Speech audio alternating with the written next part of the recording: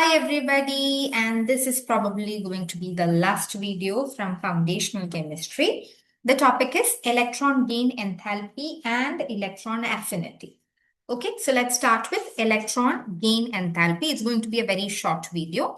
In the next video, we'll be practicing certain problems depending on all the periodic properties. Okay, so electron gain enthalpy, let's start with the definition.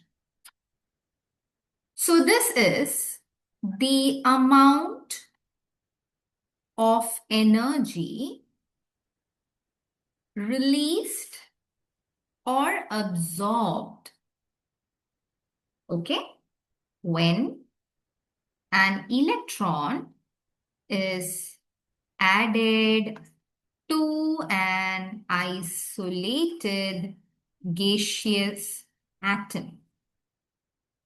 Okay? That is, we already know what ionization energy is. Ionization energy is where you have an isolated gaseous atom. From the isolated gaseous atom, you remove an electron. Correct? You remove an electron. Here, we are talking about electron gain enthalpy, which is written as like this or like this, electron gain enthalpy. Here, what you do is you have an isolated gaseous atom to which you add an electron. Okay, you add an electron. This is what is happening. All right. Now, depending upon the value of electron gain enthalpy, you can determine whether the energy is released or if it is absorbed. Okay, let's say that the electron gain enthalpy is negative. Negative means energy is released. Release of energy. And positive means it is absorption of energy. Energy is absorbed. Energy is absorbed. Let's try to understand it a little deeply. When does the electron gain enthalpy become negative and when does it become positive? Let's try to understand. Okay. So to start with, let's take the example of fluorine, isolated gaseous atom. If you add electron, it becomes F minus. Okay, let's check the electronic configuration. Fluorine is 1s2, 2s2, 2p5. And once you add an electron to this system, it becomes 1s2, 2s2, 2p6. Now it has attained a noble gas configuration, correct? Fully filled. Fully filled, it has attained a noble gas configuration. So what has happened? The stability has increased. So from F to F minus, the stability has increased. If the stability has increased, of course, stability and energy are inversely proportional. So the energy will decrease. So let's say initially, this was at E1, this electron, wherever it was, let's say this was at infinity, this electron possessed an energy of E1. And when this became a part of F, it has attained the noble gas configuration and it is E2. The final energy E2 is less than E1 and delta E over here is E2 minus E1. Energy is released because E1 is larger, right? So energy is released. Energy is released means here the electron gain enthalpy is negative. Correct? E2 minus E1 is negative. And hence electron gain enthalpy is also negative. Electron gain enthalpy is negative because energy is released. It was somewhere whose energy was, let's say, 100 units or so. Once it becomes a part of the fluorine, it has reduced its energy and now it's only 20. How does the energy reduce? Let's take another example and try to understand. Let's say instead of attaining a noble gas configuration, let's take the example of boron, to which you add an electron, it becomes B minus. And here the electronic configuration is boron is 5, right? 1s to 2s to 2p1. And once you add an electron, it becomes 1s to 2s to 2p2. It does not attain any noble gas configuration. No. But still here electron gain enthalpy is negative. That means energy is released. Why? Why? Because see here this is the nucleus of boron. So this is 1s2, and then in the second shell you have 3 electrons, 2 belonging to S and 1 belonging to P. And you have this electron which is at infinity where its energy is high. When this comes in and takes up the position of the second shell, what happens? What happens is now it can experience the forces of attraction by the nucleus. Right? Now it can experience the forces of attraction by the nucleus, and hence we can say that the energy is decreased. Why? Because it is stable. In a way, it is stable because it can experience positive charges. Okay? So electron at infinity and electron inside the second shell, if you compare, the electron when it is a part of the shell which can experience the forces of attraction by the nucleus is more stable, and hence stability attained means energy is released. Okay, so this is generally, most commonly, this is the case. That is when you add an electron, most commonly, please listen to my words, most commonly, not always. Most commonly, electron gain enthalpy is negative. Okay, let's take another example like neon. Neon, if you add an electron, it becomes neon minus. Configuration is 1s2, 2s2, 2p6, noble gas configuration. And if you add this, you are distorting the noble gas configuration, right? So what happens? The stability is lost. If the stability is lost, then here electron gain enthalpy is positive. Are you getting my point? Same is the case with beryllium. Beryllium, correct? It has a fully filled configuration. What is the case? It is 1s2, 2s2. And if you add an electron, it becomes 1s2, 2s2, 2p1. So you are distorting a fully filled configuration, which is already stable. So if you add an electron, it loses its stability, and hence here also it is positive.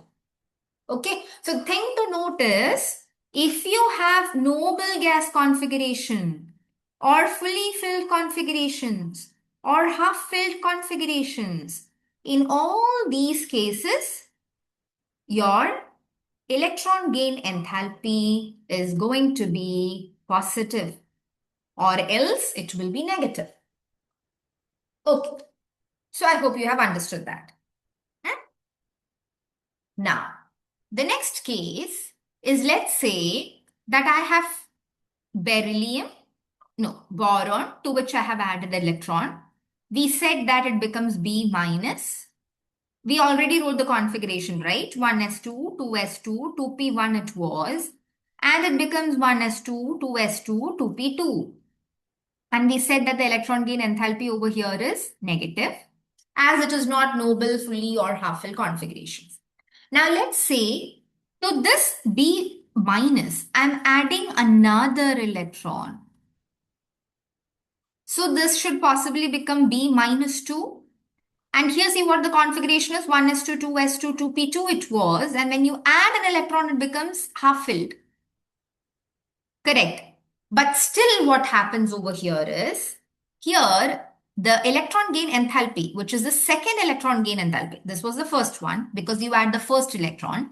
Then you add the second electron. This is second electron gain enthalpy. This is positive.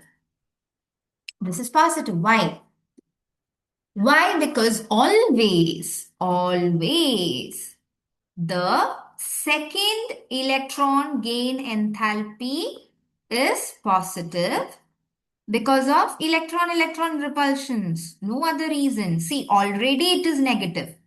Already it has accepted one electron, which is excess. And to which, what will you do? You're adding another electron. So what will happen? It will cause electron-electron repulsions leading to decrease in the stability. Decrease in the stability means energy needs to be absorbed. So electron gain enthalpy is positive. Okay, so I hope you're clear with it. Now, what are the factors? So I'm not, you already know by now what are the factors. So the factors are, first thing, of course, is electronegativity. As electronegativity increases, your electron gain enthalpy will also obviously increase. There are exceptions to this. This is just a general trend.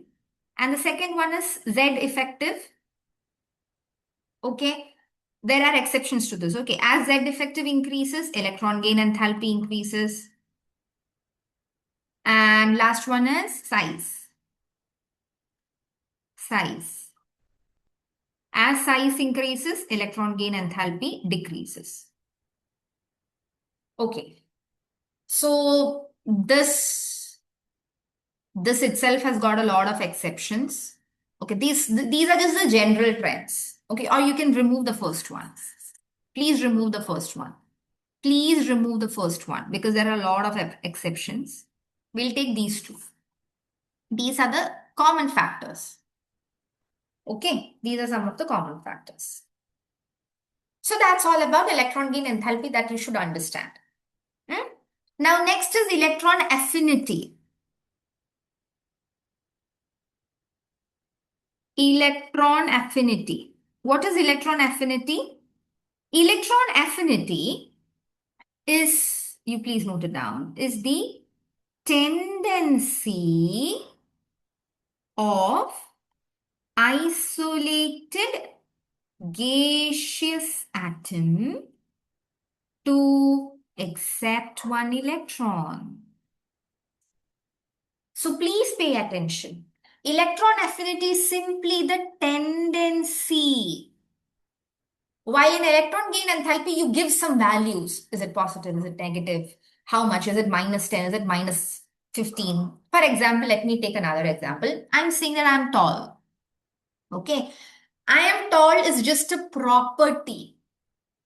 So electron affinity like that is just a property. It's a tendency to pull. It will not pull. That's all.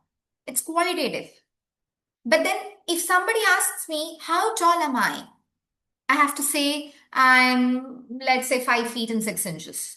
So I give a value that is related to electron gain enthalpy. So electron gain enthalpy has got some value associated with it. Okay. And electron affinity is just a property. Electron gain enthalpy is more of quantitative. Electron affinity is relatively qualitative. Okay. I hope you can understand. Just a basic understanding. Now, electron affinity can also be mathematically written as the negative of electron gain enthalpy at room temperatures. At room temperatures, it's simply the negative of electron gain enthalpy. Let me take two examples and explain so that you can understand. Let's say I take fluorine. It becomes fluoride. This is one case. And the other case is I take neon. It becomes neon minus. So we already said that in the first case, electron gain enthalpy is negative because it is attaining stability, it releases energy, and if it releases energy, electron gain enthalpy is negative. So what will happen to the electron affinity? It is a negative of electron gain enthalpy, meaning it is positive. Okay. Here, since this is a noble gas, electron gain enthalpy is positive and electron affinity is negative. Okay. Now let's understand the literal meaning. See, fluorine has positive electron affinity, means it has the tendency to accept electrons. For neon, electron affinity is negative, means it does not have any tendency to accept electrons. You're understanding the language, right? That's all. Okay? That's all. And with this, the concepts are done. We'll just go through a few exceptions that's been already asked. The most common question in CUET or normal MSc examinations is this one. Group 17, electron affinity. So in group 17, we know we have fluorine, chlorine, bromine, and iodine, whose trend of electronegativity is very known. Fluorine is highest, then chlorine, then bromine, then iodine. But that's not the case with electron affinity. Important. When it comes to electron affinity, chlorine comes first, then fluorine, then bromine, then iodine. Why? Why is that so? Because the size of fluorine is so small that if you add an electron, it has a tendency, that's true, but because of its small size, the electron-electron repulsions tends to emerge. Okay, that's why the electron affinity of chlorine is more than that of fluorine. Okay, so thinking this, you might feel that this is the trend for all the groups. No. If you go to group 16, oxygen, sulfur, selenium, tellurium, polonium. Okay, you might think that oxygen is the smallest and hence it will be sulfur, oxygen, selenium, tellurium, polonium. No, this is wrong. Here the trend is entirely different. Okay, the trend of electron affinity is highest for sulfur, selenium, tellurium, polonium, and then last oxygen. Because the reasons are the same. Oxygen is so small that the electron repulsions tends to push the oxygen's electron affinity to the last in the group. Okay, again, looking this trend, we might feel that group 15 might be either like 16 or 17, but no. Nitrogen, phosphorus, arsenic, antimony, and who's next? Bismuth. Okay. Here also, here the trend is entirely different. Electron affinity is electron affinity is the highest for arsenic, then comes antimony, then bismuth, then phosphorus and nitrogen. Reasons same. Small size, higher electron repulsions, making them the least. Okay. Let's do one trend along a period as well. So if we take the second period,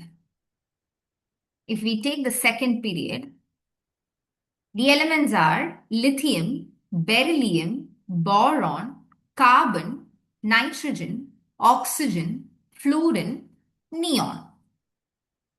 Right? Please write the electronic configurations.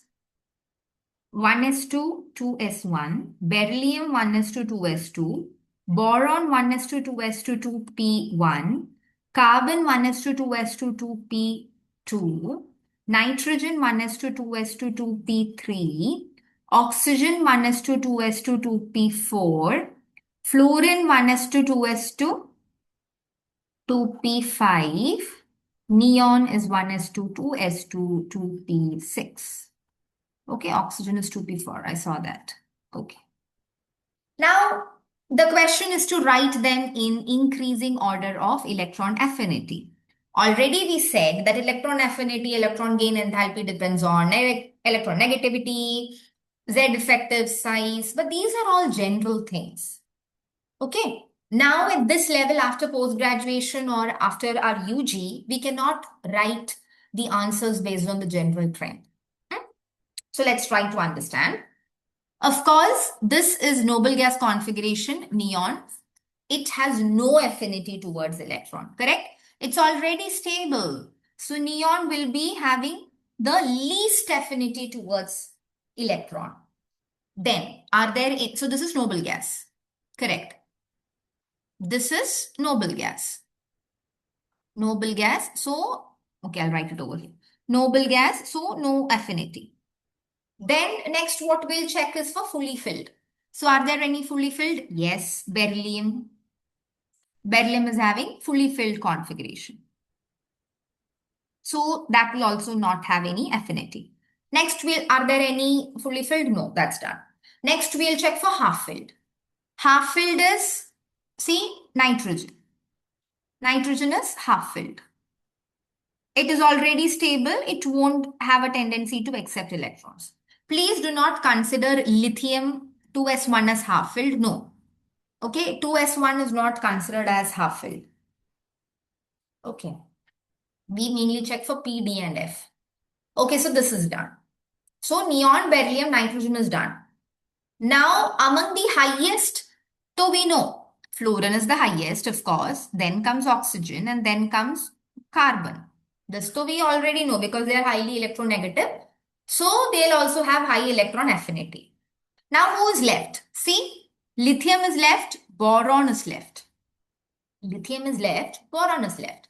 So lithium is 1:2s1, boron is 1:2s2p1. So if you have a nucleus, 2s comes here and then comes 2p. Correct.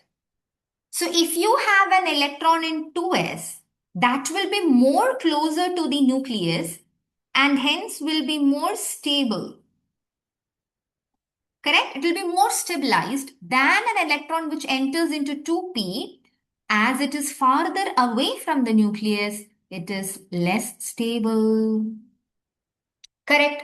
So in lithium, electron enters into 2s, meaning it will keep the electron close to the nucleus and hence its electron affinity will be comparatively high than who was left? Boron. So this is a trend. See, just look at the trend. Is it depending on size? No. Is it depending on electronegativity? No. Is it depending on Z effective? No. So there are a lot of factors that has to be taken care of while writing the trends. And that's why what we say is actually learning the main group elements, S, P, D, F block elements. It's really tricky. It's very risky. How much ever you learn, if you write a question that has not been practiced by you beforehand, there are high chances that you will end up getting negative marks. Okay? All right. So that is a whole different story. These are some of the basics. So you have to just have an idea of the different properties. What are the properties? Atomic size, ionization energy, electronegativity, electron gain enthalpy is what we have discussed. Now, in the next session, I'll mix a few questions from the different properties. We'll do them together and then we'll continue with the assignment series. Okay. So that's all regarding the lectures from General Inorganic Chemistry. We'll start from chemical bonding next. Thank you.